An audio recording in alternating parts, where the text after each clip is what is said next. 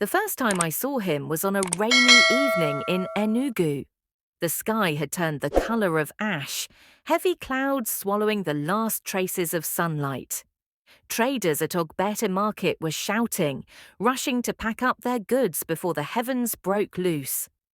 I balanced a basin of beans on my head, tired but determined to sell the last cups before going home.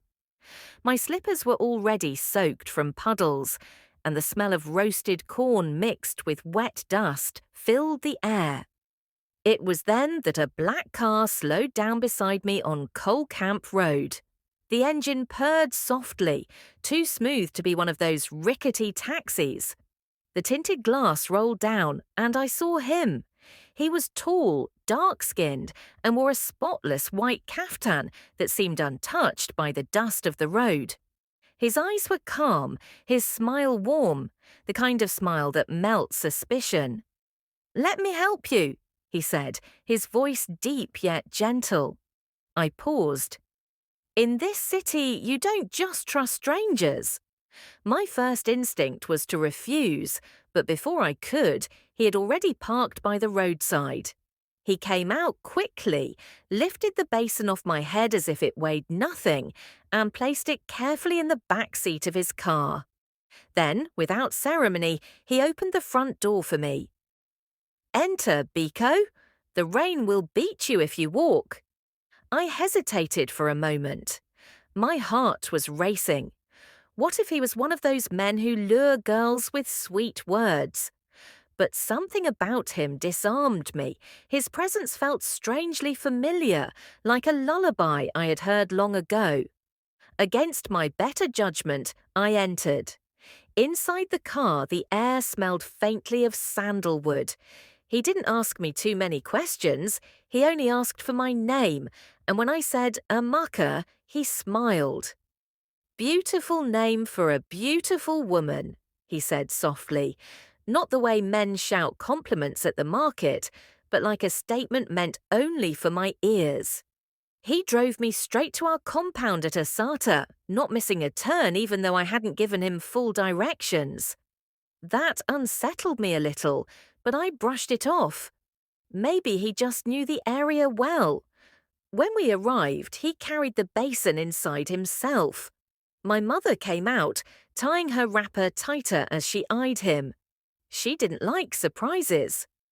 "Good evening, Ma," he greeted respectfully, bowing slightly. "I saw your daughter carrying a heavy load in the rain." I couldn't leave her like that. His voice was calm, steady. He didn't linger, didn't look around the room like men who try to measure your poverty with their eyes. Before leaving, he handed me a small card with his name, Chuka Okeke.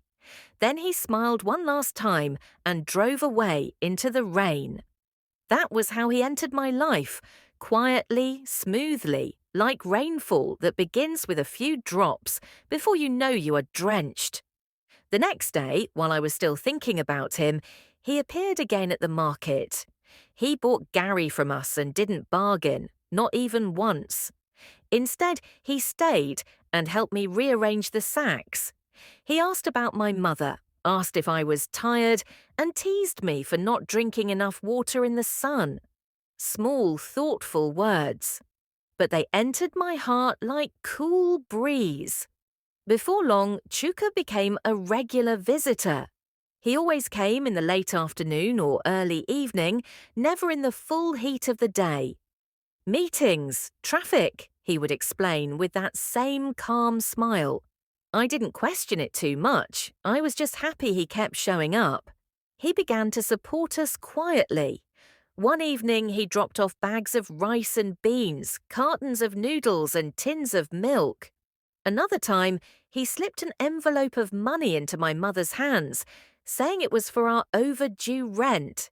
He even fixed the broken bathroom door that had been hanging loose for months. My mother, though grateful, was cautious. "Amaka," she said one night, "do you know this man well? Has he shown you his people? Do you know where he comes from?" "Mama, he is kind." I replied. Not everyone who helps wants something evil in return. But her words lingered. In Enugu, we hear too many stories about charm, about men who appear good but carry hidden darkness. Still, love, or what I thought was love, was already blinding me. 3 months after we met, Chuka asked for my hand in marriage. He didn't kneel with fanfare or bring roses like in films. He simply held my hands one evening, looked into my eyes and said, "Amaka, I don't want to waste time. I want you to be my wife." My heart leapt, but my mother was firm. "Who are your people?" she asked when I told her. "Where is your family?" Chuka smiled, almost like he expected the question. He said his family was from Udi, but had mostly relocated abroad. His father, he explained, was retired and living with relatives in the UK. His mother travelled often. He promised his uncles would come for the introduction. True to his word, 2 men arrived at our compound one Saturday. They wore simple senator outfits, spoke quietly, and didn't linger. They brought palm wine, introduced themselves as his uncles, and promised to handle everything. Within weeks, the bride price was paid. My mother kept shaking her head in disbelief. "God has done it," she said, "from Gary Seller to the wife of a rich man." The wedding itself was not a big celebration. Chuka insisted on a small ceremony at a prayer house his grandmother used to attend on the outskirts of Enugu, past Abakpa. We went in the evening, he said, because the overseer had just returned from travel. The service was simple: candles, hymns, a ring placed quietly on my finger. There were no photographers, no fanfare, no dancing through the night. But to me, it felt enough.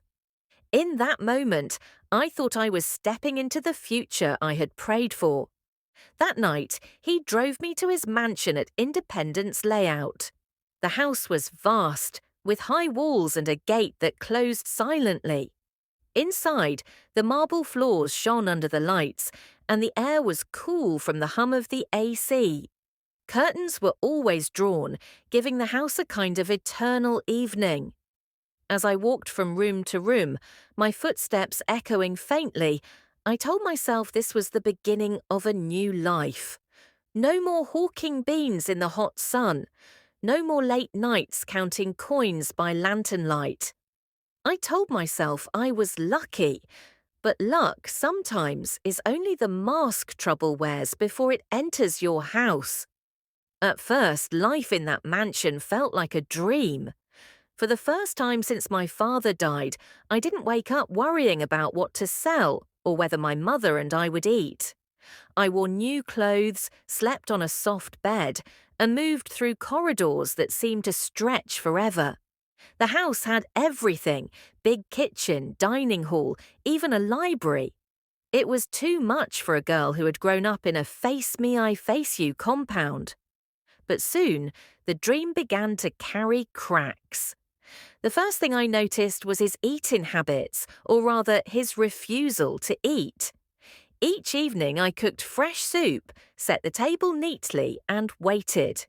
He would come, smile, and praise me. Sometimes he dipped a spoon in, tasted, and said, "You cook like a professional, Amaka." But after that, he never touched the food again. Not once did I see him eat a full meal. At first, I thought it was stress, then fasting, then maybe he was just not hungry when I was. But as days turned into weeks, it began to gnaw at me. A husband who never eats with his wife, it didn't feel normal. The second thing was his sleep. Chuka never stayed in bed till morning. Just before dawn, like clockwork, he would slip out quietly. I asked him once where he always went. He smiled gently, kissed my forehead, and said, "I like to pray outside. The early morning air clears my head. Then let me join you," I offered. He shook his head. "No, no." Sleep, my love. You need rest. I will disturb you if you follow. I let it go, though uneasily. And then there was his aversion to cameras. One Sunday, I dressed up nicely and begged him to take a picture with me. Let's snap at least one photo. People are even beginning to ask if I'm married. He laughed, shaking his head. Amaka, I don't like cameras. I don't like my face everywhere. Memories are better kept in the heart than on a phone. I forced a small laugh to hide my disappointment, but deep down it stung. What kind of man, in this age, hates pictures so much? Still, I told myself to ignore these things. After all, had he not lifted me and my mother from poverty? Had he not been kind and gentle, who was I to complain? But the small cracks widened. One morning, NEPA took light, and I went outside to check the meter. That was when I saw the compound properly in daylight. It was nothing like what I thought I had seen when we first arrived. The paint on the walls looked faded, peeling in places. The flowers by the entrance were not fresh, but dry and brittle. The guardhouse by the gate, which I had assumed was manned, was empty, dusty, cobwebs stretching from wall to wall like lace. I frowned. Chuka, I called, stepping toward the guardhouse. Where is the security man? Before I even turned, he was standing right beside me. I hadn't heard him approach. My heart jumped. He went to see his mother, Chuka said smoothly, smiling as if it was the most ordinary thing in the world. Don't worry yourself. This place is safe.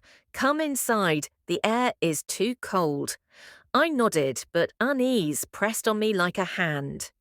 Later that week, while cleaning one of the guest rooms, I stumbled on a stack of papers hidden under the bed. Dust coated them, thick enough to suggest they had been there for months, maybe years. Out of curiosity, I picked one. It was an old newspaper, folded in half. When I opened it, my heart almost stopped. On the front page was a headline about a tanker explosion on the Enugu-Onitsha Expressway. The photo showed mangled cars and smoke, but my eyes locked on the smaller image at the bottom. A face, a name. Chuka Ogbete. I gasped, my hands trembling so badly the paper nearly tore. The article described him as a beloved son, brother and fiancé who had died in the accident 2 years earlier. His obituary was printed clearly on page 7. I sat on the floor, the room spinning. It couldn't be. It had to be a mistake. Maybe it was another man with the same name, someone who looked like him. Maybe. But the face, it was his face. The dimple when he smiled, the sharp nose, everything. I stuffed the paper back quickly, my heart racing. That evening, when he returned, I forced myself to smile, to act normal. He sat with me, asked if I had eaten, kissed my hand like always. His touch was colder than before, but I pretended not to notice. That night, I barely slept. The next day, I told myself I had to clear my doubts once and for all. So I left the house in the afternoon while he was away and walked to the main junction. There, on a wall plastered with campaign posters and adverts, something caught my eye. Beneath torn layers of paper, half hidden, was a burial poster. I pulled at the edges, peeling back 2 old flyers until the full thing showed. My breath caught. In loving memory of Chuka Ogbete, 1988 to 2022. The picture was the same as the one in the newspaper. My husband's face smiling back at me, but beneath it, the word late. I stumbled back, my legs shaking.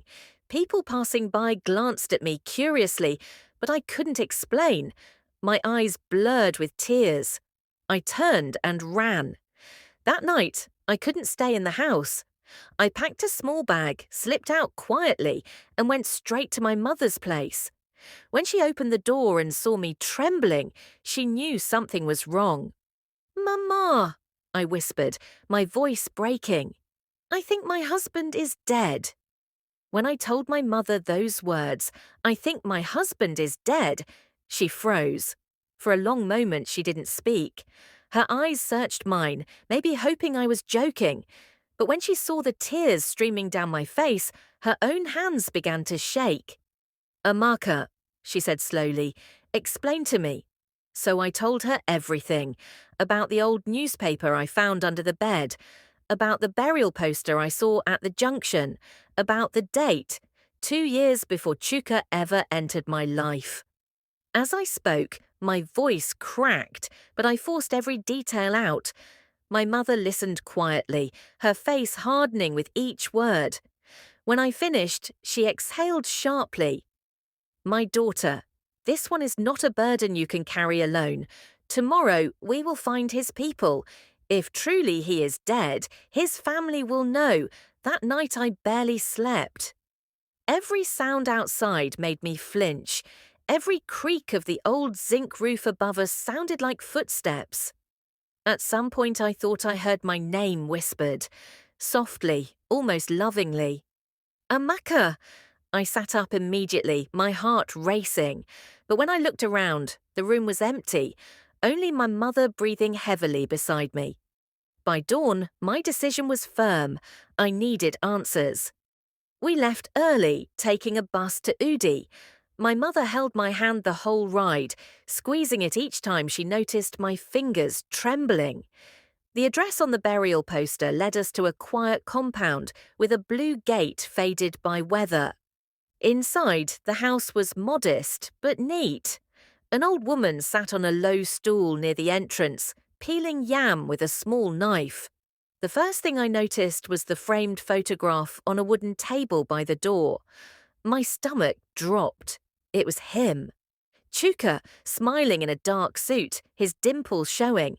My legs felt weak. I bent my knees and greeted, "Good morning, Ma." The woman looked up, her eyes sharp despite her age. "Kadu, who are you?" I swallowed hard. I knew your son." At those words, the knife slipped from her hand and clattered to the ground.